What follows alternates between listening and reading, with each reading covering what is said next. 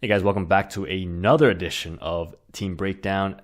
Today we'll be covering the New Orleans Pelicans, and I definitely feel like this might be one of my top three teams to use in Play Now online. Projected starting five is Rajon Rondo, Drew Holiday at the 2, Solomon Hill, AD, Anthony Davis, and of course Boogie, DeMarcus Cousins.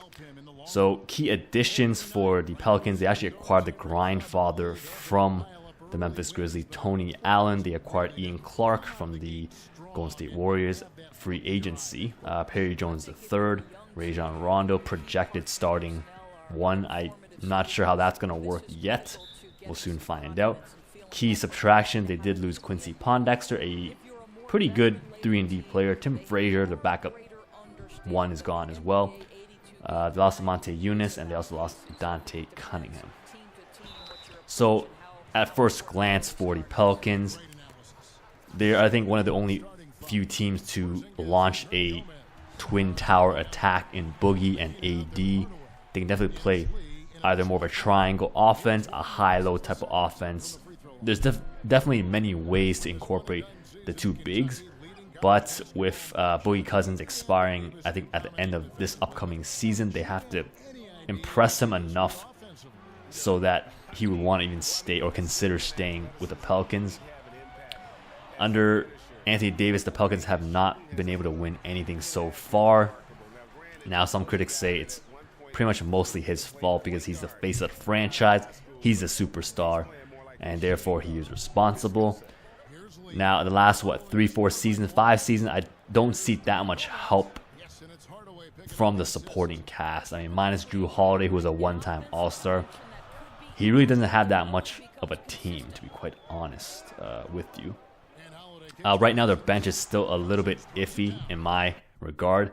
They definitely have to try to shore up that aspect of the squad as soon as possible. With 290 overall players, I think this is definitely a good team to use, especially if you like to post up. Drew Holiday is the 3rd best player. We already know that. Tony Allen is the 4th best player, which is a little bit surprising since he already lost a step, and Rajon Rondo rounding that off as the 5th best player. Now, Boogie can shoot threes a little bit better. He's also a bigger body, probably a better rebounder and a better post player. Drew Holiday took a step back in the 3 department, I think. Ian Clark can still shoot it. Etuan Moore is still there. Jordan Crawford is also still there, but they don't really play.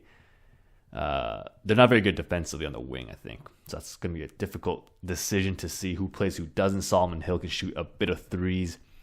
I'm not sure why Dante Cunningham is still there. I think he was waived or something. I'm not sure.